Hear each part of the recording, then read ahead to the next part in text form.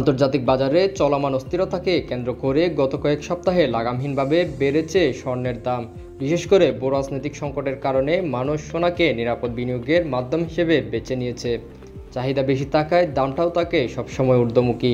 তবে চলতি মাসে টানা কয়েক দফা দাম বাড়ার পর কিছুটা স্থির হয়েছে স্বর্ণের দাম। বাংলাদেশ জুয়েলারি অ্যাসোসিয়েশন বাজসের সর্বশেষ তথ্য অনুযায়ী 15 জুন নতুন করে বেড়েছিল স্বর্ণের দাম।